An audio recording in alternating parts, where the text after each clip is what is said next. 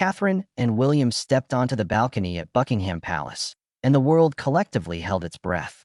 A sea of Union Jacks fluttered beneath the London skyline as the newly crowned king and queen made their first public appearance together. Yet this was more than a ceremonial wave. It was a statement of continuity and change, a dance between tradition and modern expectation. In that single moment, everything we thought we knew about the monarchy's future was reshaped. Only hours earlier, the palace corridors hummed with anticipation. Inside the historic walls, advisors reviewed every detail of the couple's attire, body language, and scripted words. For William, the weight of centuries pressed on his shoulders. He ascended not as a distant figurehead, but as a generation-defining monarch tasked with bridging old protocol and the social media age. Beside him, Catherine, the first queen consort born into common life since the medieval era, carried her own set of expectations. Her grace under pressure would be tested on a stage visible to billions, where a single glance or gesture could spawn headlines and hashtags in equal measure. As dawn broke over the Thames, Catherine quietly adjusted her tiara in a private antechamber. Inside that mirrored room, whispers of lineage and symbolism mingled with the rustle of silk and lace. She considered how her grandmother-in-law had once walked a similar corridor, but in a very different world, one without live streams, viral clips, or instant global commentary. Technology now turned every imperfection into spectacle. A fleeting smile or misaligned cuff could become an online debate. Yet Catherine's calm reflection in the glass hinted at an awareness that this moment demanded more than poise. It required authenticity. Across the palace, William stood by a window overlooking the mall. His reflection mirrored a kingly bearing honed by decades of public service and military duty. Yet beneath the tailored uniform, he carried private doubts. Could he command respect in an era defined by rapid change and diminishing reverence for institutions? His generation watched headlines of populist challenges and calls to abolish the monarchy. He knew that shock value could swing in either direction. They could be celebrated for forging a new path or vilified as relics out of step with modern life. Then came the signal. At precisely noon, heavy doors swung open to reveal a red-carpeted balcony overlooking a sea of well-wishers.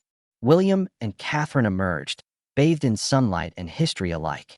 In that split second, centuries of ceremony and duty converged with 21st-century spectacle. Cameras clicked and smartphones recorded. Millions of streams went live around the globe.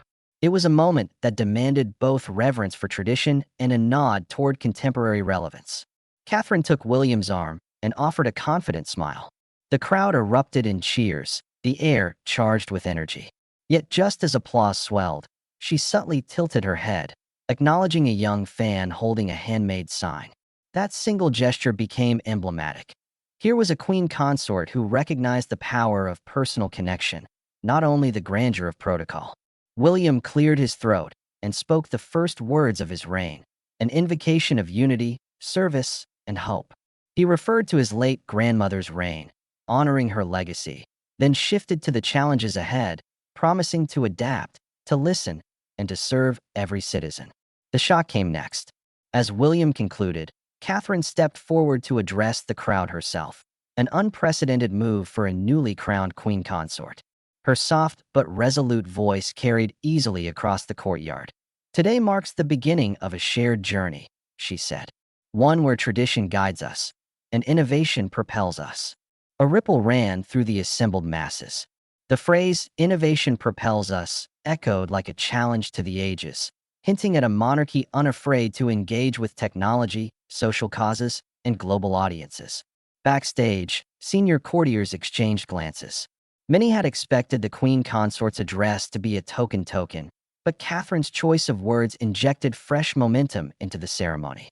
Simultaneously reverent and forward-looking, her remarks reframed the monarchy as a living institution, attentive to the concerns of younger generations. Memes began to circulate within minutes, celebrating Catherine's millennial monarchy approach. In newspapers across continents, headlines ranged from "A New Era Dawns" to "Monarchy Meets Modernity." As the couple left the balcony, the buzz continued. Political commentators debated whether this appearance signaled a real shift or a well-scripted moment.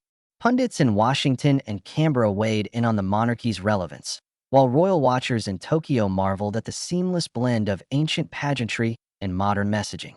Social media influencers and nonprofit leaders praised Catherine's subtle outreach to grassroots voices. In just one appearance, the narrative had pivoted from rigid pageantry to a monarchy that might, at last, feel accessible.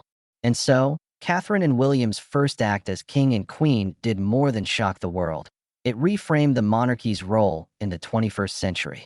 In a single appearance, they balanced duty with dynamism, history with hope. As cameras turned away, the echoes remained. A whispered promise that tradition, when paired with genuine connection, could propel an institution into the future without losing its soul. Within minutes of the balcony reveal, global news networks scrambled to capture every nuance. BBC coverage sent cameras beneath the Union Jack, while CNN anchors noted the ceremonial choreography against a backdrop of historical resonance. Tokyo's NHK discussed William's measured speech, highlighting how his invocation of unity resonated with audiences weary of divisive politics. In South Africa, commentators drew parallels between William's promise of service and Nelson Mandela's legacy of reconciliation. In Canada and Australia, journalists speculated whether this foreign crown could foster renewed devotion among younger citizens. Consensus: this appearance was more than a photo op. Social media campaigns erupted, with hashtag #NewEraMonarchy trending across platforms. Influencers reimagined Catherine's poised gesture as emblematic of empathy and approachability. Instagram feeds filled with comparisons of tweet reactions, while TikTok users compiled reaction mashups with remixes of patriotic anthems. Polls reflected shifting attitudes. 65% of surveyed users believed this spectacle could strengthen the monarchy's appeal among millennials and Gen Z. Yet beneath the cheers lurked skeptical threads, urging viewers to question whether this display of modernity was authentic or merely a strategic rebrand to deflect criticism. Inside the palace walls, courtiers convened in hushed strategy sessions. Some advocated a response to counter the buzz, fearing that silence would be interpreted as weakness. Others counseled patience, reminding senior royals that restraint had served predecessors well in moments of crisis. Behind closed doors, arguments flared over whether to send an official statement or allow William and Catherine's next appearance to speak volumes. Those favoring a proactive posture pointed to the risk of political factions exploiting any perceived vulnerability. Meanwhile, traditionalists worried that engaging social media controversies threatened to tarnish an institution rooted in ceremony. One voice within the royal household, a veteran aide with decades of palace experience, cautioned that this moment demanded nuance. We must honor the ceremony, but we cannot ignore the modern lens through which people now view us, the aide said. In private, William acknowledged Catherine's address signaled a shift in protocol even senior staff had to adapt to. They recognized that public relevance increasingly hinged on balancing age-old pageantry and transparent leadership. It was a delicate equilibrium. Too much tradition risked alienation, while overt transparency threatened to erode the mystique central to royal allure. Meanwhile, political analysts warned that this crown moment could have unintended consequences. Some opined that by embracing modern rhetoric, William and Catherine risked blurring the line between monarchy and politics at a time when the institution must remain neutral above partisan debates. Others countered that their fresh messaging could reinvigorate civic engagement and foster a sense of shared identity in a polarized world. In Washington, think tanks convened panels to assess whether a revitalized monarchy might influence transatlantic relations and soft power dynamics. The consensus was cautious optimism, tempered by reminders that symbolic gestures alone could not resolve deep-seated societal divides. In Commonwealth nations, the spectacle generated fresh debates about relevance. In Canada and New Zealand, parliamentarians cited the appearance during question time, seeking clarity on how modernized royal messaging aligned with domestic priorities. Cultural commentators in the Caribbean highlighted Catherine's gesture of acknowledging the youth, hoping this signaled a willingness to engage with post-colonial perspectives and support emerging leaders. Meanwhile, in the Pacific Islands, grassroots activists used social media to lobby for dedicated patronages and educational initiatives under the new royal consort's banner. The global buzz underscored a simple truth. The monarchy's reach may span time zones, but its impact depends on genuine engagement. As dusk settled over the palace gardens, historians began to position this appearance in a broader lineage of royal milestones. Some reference Queen Victoria's 1897 Jubilee exhibitions, noting how direct addresses evolved over time to maintain public connection.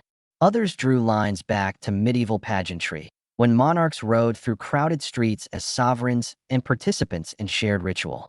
In each era, royal messaging adapted to its social context, reflecting advances in technology from the printing press to television. Now, in a digital age where everyone has a platform, William and Catherine must navigate a new frontier, understanding that each gesture can reverberate around the world within seconds. This moment was not merely ceremonial. It was a calculated signal that tradition, reborn with intention, can command both reverence and genuine relevance. Even as the global applause subsided, Catherine and William could not ignore the undercurrent of expectation surging beneath every public gesture. In the days following their balcony appearance, invitations flooded in. Invitations to community forums, technology summits, charitable foundations, and even virtual town halls. Each request demanded a nuanced response. An invitation accepted too eagerly risked casting them as opportunistic. A refusal too brusque threatened to echo Costner's own silent rebuff. They understood that every RSVP, every handshake, every brief remark would be parsed and replayed, fueling fresh debates about the monarchy's evolving role. Backstage at their first post-accession engagement, a youth-led climate open house in southeast London, William and Catherine tested their new approach. Cameras clicked as Catherine paused mid-tour to listen intently to a teenage activist's proposal for urban green spaces. She nodded, took notes, and asked clarifying questions. How do you see these gardens fostering community resilience? That one detail, inviting the speaker to expand rather than simply offering a bland affirmation, became a viral moment, symbols of genuine engagement. Meanwhile, William joined local entrepreneurs in a side conversation about sustainable supply chains, signaling that he was ready to learn as much as he was to lead.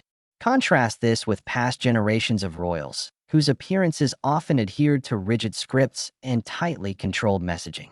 The new king and queen were determined to break from that mold, yet they also recognized the perils of overcorrection.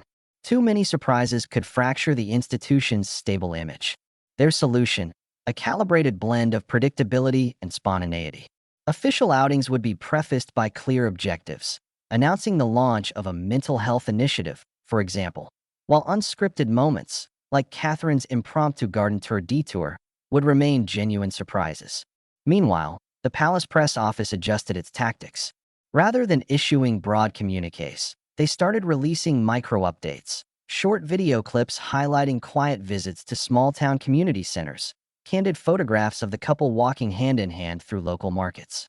By layering these snapshots into weekly social media snippets, the monarchy fostered a narrative of continuity and accessibility without losing its aura of dignified restraint.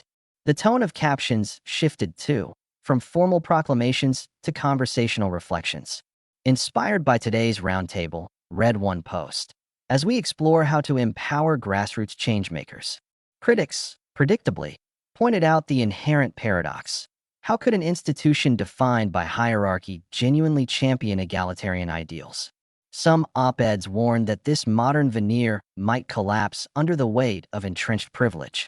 Others saw in Catherine and William's moves a wearying recalibration that insufficiently addressed calls for deeper structural reform, such as repatriation of colonial artifacts or clearer financial transparency. Their challenge was to demonstrate that these symbolic gestures were underpinned by substantive commitments, a task they approached by pairing each public appearance with behind-the-scenes policy discussions and by inviting civil society leaders into palace consultations. In Ottawa and Wellington, Commonwealth premiers watched closely as Catherine penned a foreword to a new report on youth mental health, an unusual step for a queen consort. Rather than a perfunctory prologue, her commentary wove personal anecdotes of parenthood with evidence-based recommendations, lending the document both emotional resonance and practical weight. Governments seized on the report's momentum to launch pilot programs, effectively co-opting royal influence for tangible policy outcomes.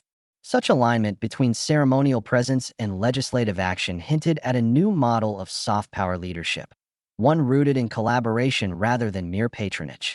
As autumn approached, the couple faced a critical test, their first overseas state visit as monarchs. Protocol required every step to be choreographed, yet fans craved the spontaneity that had characterized their domestic engagements. Palace planners devised a dual-track itinerary, formal state dinners and palace walks alongside unscheduled drop-ins at local cafes and youth centers. They balanced the gravitas of diplomatic ceremonies, royal toasts, national anthem renditions, with moments of approachable humanity, like William braving a school cafeteria lunch line or Catherine participating in a community mural project. These juxtapositions underscored the monarchy's relevance without diluting its gravitas.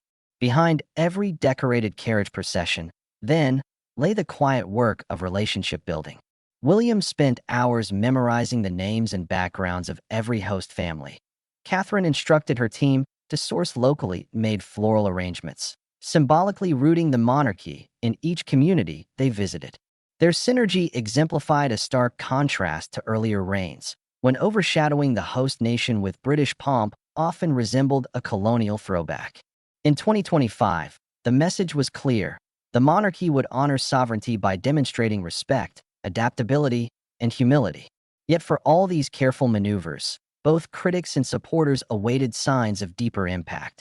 The true measure of success would not be trending hashtags or glowing headlines, but lasting shifts in public perception and policy implementation. Could the king and queen's modernized monarchy withstand the next political crisis? Would their marriage of ceremony and sincerity harden into a sustainable legacy, or would it fade under inevitable missteps? Their path forward demanded constant calibration, listening as attentively as they spoke, and remaining open to the very communities they aimed to empower. In a world where institutions are both venerable and vulnerable, Catherine and William's first appearances as monarchs shocked the world not because they overturned tradition, but because they honored it in unexpected ways. Their evolving strategy, united purpose married to individual authenticity, offered a blueprint for how even the oldest of institutions might survive in a century defined by change. And as the next invitation landed on their palace desk, be it a birthday fete in Melbourne or a climate summit in Nairobi, they would carry forward one immutable lesson. Influence is earned one genuine connection at a time. Nearly 6 months into their reign, William and Catherine faced the true test of endurance, transforming ceremonial shock into sustained relevance. In early 2026, the palace unveiled its first annual People's Trust poll, and the results were striking. Approval among 18 to 34-year-olds leapt by 15 points, and social media sentiment. Analysis confirmed surging positive engagement around grassroots initiatives. Yet traditionalists counseled caution, noting subtle dips among older demographics uneasy with rapid modernization. Behind the scenes, a new public advisory council convened within the palace walls.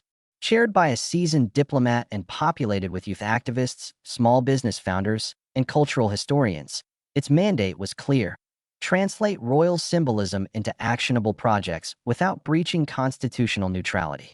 Meeting minutes circulated locally included petitions for expanded mental health services, climate education grants, and creative arts residencies. From these discussions, the palace birthed the Jubilee Fellowship, pairing young changemakers with royal patronage to co-design community programs from Birmingham to Bristol. Digital innovation became another frontier. The court launched Monarchy Connect, a secure online platform inviting citizens to submit video proposals and on-the-ground feedback. Each month, William or Catherine recorded direct video responses, spotlighting standout ideas. The inaugural Connect video, Catherine strolling through a community garden and discussing sustainable urban farming, garnered over 2 million views in 48 hours. This experiment collapsed the distance between palace and public while preserving regal dignity. Not everyone embraced the shift. Data privacy advocates flagged concerns about how submissions would be handled, and political commentators warned that soliciting public critique risked politicizing the crown. The palace swiftly clarified that Monarchy Connect would augment formal channels rather than supplant them, channeling suggestions toward vetted nonprofits and regional programs. Meanwhile, William and Catherine deepened their speaking craft. They enlisted coaches to balance emotional resonance with inspirational rhetoric. Catherine's opening at the National Youth Forum became a candid narrative about her own early career anxieties and lessons in resilience. William, drawing on his military background, introduced interactive resilience workshops, personally sharing stories of overcoming his own setbacks. These refinements allowed them to pivot seamlessly between ceremonial duties and meaningful dialogue, reinforcing credibility across generations. Travel remained pivotal. In spring, they embarked on a Commonwealth tour of Kenya, Canada, and India. Protocol-driven receptions blended with intimate visits, a Nairobi tech hub, a Vancouver Indigenous art collective, and Mumbai's slum rehabilitation project. Viral moments followed. William donning a VR headset to explore a climate modeling tool, Catherine collaborating on a community mural, late-night live streams with youth delegates. Brand managers hailed this hybrid of pageantry and tech-savvy outreach, arguing it renewed diplomatic ties in the digital age. But the journey bore friction. In India, William quoted a local proverb during a formal speech, an intended tribute that some critics deemed presumptuous. The palace issued a respectful clarification, stressing that his words aimed to honor shared heritage, not appropriate culture. The episode underscored the slim margin for error when bridging centuries of royal tradition with diverse local customs. Back in London, the couple invited Commonwealth alumni, youth leaders from earlier exchange programs, to a private roundtable. No cameras allowed, just candid feedback on centennial celebration plans. Attendees left buoyed, confident their voices shaped policies rather than theatrical photo ops. Policy remained a balancing act. Senior advisor Henry Marsh, a former cabinet minister, emphasized respect for parliamentary sovereignty. The king's speech kept its constitutional neutrality, but subsequent engagements aligned with high-impact causes, mental health, climate resilience, youth empowerment, without lobbying. This delicate choreography required close coordination with Downing Street, ensuring royal advocacy complemented legislative priorities. Now, as autumn 2026 approaches, William and Catherine stand at another crossroads. Their first anniversary looms, and the question persists: can the initial burst of energy solidify into a lasting legacy? In every handshake, every digital reply, and every carefully orchestrated appearance, they navigate between the weight of tradition and the momentum of change. Too cautious, and they risk fading into ceremonial obscurity. Too bold, and they might fracture the unity that underpins constitutional monarchy. Yet through genuine connection exercised with respect, they seek to prove that even the oldest of institutions can renew themselves. One authentic interaction at a time. As their first anniversary approached, in April 2027, William and Catherine prepared for a defining moment. The coronation commemoration, scaled from a single balcony appearance to nationwide festivities. Behind palace gates, planners negotiated with city councils for street exhibitions, with schools for crown-themed art contests, and with digital partners for an interactive timeline of royal milestones. The challenge was clear: honor 8 centuries of ceremony without eclipsing the intimate, community-driven spirit they had cultivated. Invitations poured in: an impromptu reception at a rural village hall, a youth-led summit on civic technology, and even a remote broadcast to soldiers stationed overseas. Each request underscored how far their reach had expanded, but also how critical it was to choose engagements that reflected genuine impact, not mere spectacle. In Manchester, a former coal mining town turned tech hub, the couple's visit became a case study in bridging past and future. William donned a locally woven scarf symbolic of regional textile heritage, then joined a roundtable with startup founders developing renewable energy solutions. Catherine toured a converted steel mill where former industrial sites now housed social enterprises. Cameras captured her crouching beside a young artisan, examining hand-molded pottery meant to preserve Celtic designs. These moments offered textbook contrast, uniformed pomp juxtaposed with grassroots grit, but what resonated most was the couple's willingness to listen before leading. In post-event surveys, 90% of attendees said they felt seen and heard, a striking statistic for an institution once criticized as aloof. Meanwhile, in Wellington, New Zealand, the then Governor-General hosted a gala honoring Indigenous leadership, and delegates urged William and Catherine to champion treaty-based education. Rather than a perfunctory speech, Catherine debuted a scholarship fund for Maori and Pacifica youth, personally signing its charter in both English and Te Reo Maori. The bilingual gesture rippled across the Pacific, earning praise for cultural sensitivity and provoking similar calls in Canada and Australia for treaty acknowledgments. Critics noted the political tightrope. Monarchs must remain neutral, but palace officials argued that promoting education transcends partisan lines. By framing the scholarship as a long-term investment in shared futures, the couple extended their reputation for authenticity into new cultural contexts. Back in London, the palace's analytics team reported sustained social media growth. Yet beneath the glow of positive metrics lay pockets of dissent. Hardline traditionalists circulated manifestos decrying overreach and warning that the Commons might revisit Republican debates. Fringe political groups called for a pause in royal innovations, arguing that constant change destabilized national identity. Even in conservative tabloids, opinion columns surfaced lamenting the loss of royal mystery amid too much transparency. For William and Catherine, the criticism served as a cautionary counterpoint. Momentum must be managed, and tradition must anchor progress. They realized that each new initiative required clear framing, outlining its purpose, its roots in charitable heritage, and its alignment with constitutional principles. Then came an unexpected test, a sudden economic downturn triggered by global market fluctuations. Household budgets tightened, public discourse shifted to austerity, and tensions rose over perceptions of privileged spending. Calls emerged for the monarchy to tighten its belt, with petitions demanding a reduced palace budget and repurposed royal properties for social housing. In response, William ordered an internal audit of palace expenditures, identifying cost-saving measures such as energy retrofits, staff realignments, and shared services with government agencies. Catherine spearheaded a public awareness campaign about responsible stewardship, linking the palace's eco-upgrades to broader sustainability goals. Their message balanced empathy and action, acknowledging public hardship while demonstrating that even an ancient institution could embrace fiscal responsibility. As the summer unfolded, the couple convened a virtual summit on economic resilience, inviting economists, small business owners, and community leaders to discuss coping strategies. William opened with a reflection on his own experiences living through his parents' early challenges, emphasizing that leadership meant standing with people in good times and bad. Catherine moderated a session on entrepreneurial training for displaced workers, sharing anecdotes from her own patronage of vocational programs. Live audience questions poured in from Birmingham to Bangalore, illustrating how the monarchy's soft power could mobilize collective problem-solving.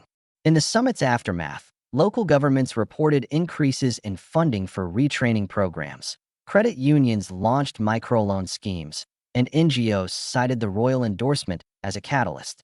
By autumn 2027, the results of these initiatives offered proof of concept. Palace surveys showed an uptick in public trust, especially among demographics most affected by economic strain. Yet William and Catherine recognized that this was not a point of arrival, but a moment to recalibrate. They planned a winter series of listening tours in Northern Ireland and Scotland, focusing on post-industrial communities facing similar economic headwinds. Their approach would remain consistent. Combine the pageantry of royal presence with substantive engagements, community dinners in parish halls, joint workshops with local entrepreneurs, and youth panels on mental health resilience during financial stress. Through these cycles of celebration, challenge, and renewal, the king and queen demonstrated that shock value could evolve into sustainable resonance. Each festival, each crisis response, each scholarship announcement fed into a broader narrative, an institution at once rooted in history and resilient enough to adapt. As they prepared for the next invitation, whether a climate forum in Nairobi or a cultural exchange in Tokyo, they carried forward a guiding principle learned from that initial balcony moment. Influence is not inherited. It is earned every time you step into someone's world with respect, intent, and genuine curiosity through every public moment and private adjustment. William and Catherine have shown that evolution need not erase identity. From that first balcony appearance that shocked the world into rethinking monarchy's place in the modern age, to the Jubilee Fellowship and the Monarchy Connect platform that wove citizens directly into palace initiatives, they have balanced ceremony with sincerity. Their journey illustrates a vital lesson. Prestige endures only when paired with purpose, and influence deepens when it begins with genuine curiosity rather than entitlement. As they stand at the threshold of another year of reign, the contours of their legacy have become clearer. They have redefined regality not as distance, but as trust earned through consistent engagement. By focusing on grassroots collaborations, from rural tech hubs to indigenous scholars, they underscored that royal patronage must transcend photo ops and funnel tangible resources into communities. Their scholarship fund for Maori and Pacifica youth, the Crisis Response Summit during economic downturn, and the coronation commemoration scaled for local impact all signal a monarchy in service rather than spectacle. Yet the true test lies ahead. How will they navigate epical challenges such as climate disruption, social inequality, and the digital transformation of civic life? If their tenure thus far offers a blueprint, it lies in listening first. Every unscripted gesture, Catherine lingering to hear a teen's vision for urban parks, William leaning in to discuss small business resilience, reflects a decision to prioritize human connection above ceremonial display. This approach must continue. Grand statements falter without grounded follow-through, just as royal mystique fades without measurable progress.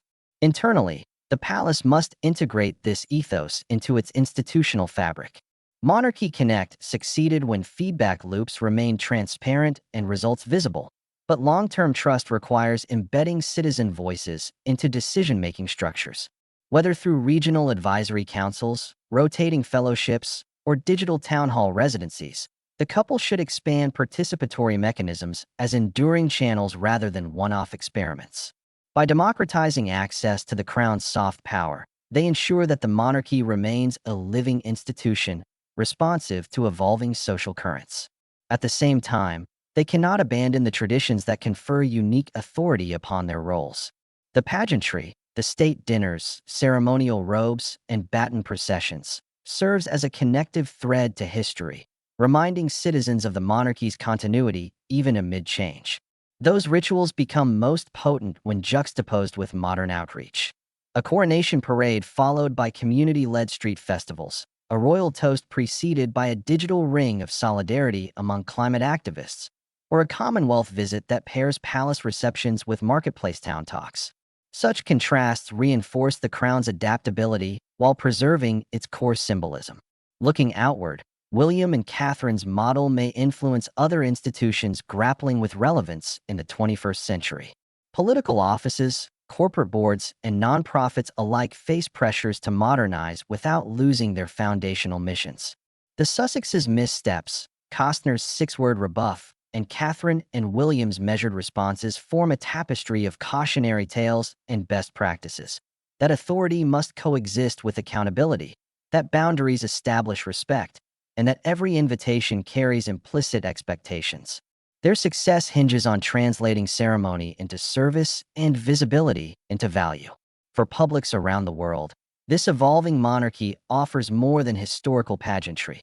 It furnishes a case study in leadership for an era defined by rapid change and fractured trust. Digital platforms can amplify voices just as easily as they can spread rumor, and global challenges require collaboration across borders. By leveraging their unique position, William and Catherine can convene stakeholders, spotlight overlooked issues, and catalyze collective action on climate, mental health, and social equity. Their challenge: to sustain momentum without slipping into performative gestures that ring hollow under scrutiny. As autumn 2027 deepens, the monarchy faces new invitations to inaugurate climate conference hackathons, to preside over art exhibitions celebrating cultural hybridity, to lend weight to global humanitarian appeals. Each engagement offers a chance to reaffirm the creed learned from that initial balcony moment. That influence is not inherited, it is earned one genuine connection at a time. The couple's commitment to listening tours across Northern Ireland and Scotland, Virtual summits with diaspora communities and low-key visits to unheralded innovators demonstrates that strategic humility can be as powerful as any royal decree. In the end, the real measure of their reign will be the legacy they build beyond headlines. Will the people they engaged remember more than the viral moments? Will small communities feel sustained support rather than transient spotlight? Will future generations view this era as a pivot point where monarchy transcended antiquated ceremony to become a catalyst for collective empowerment? The answers lie not in grand monuments, but in everyday transformations. In a student whose scholarship opens new horizons, in a social enterprise that scales thanks to a royal mention, in a neighborhood garden that thrives under shared stewardship.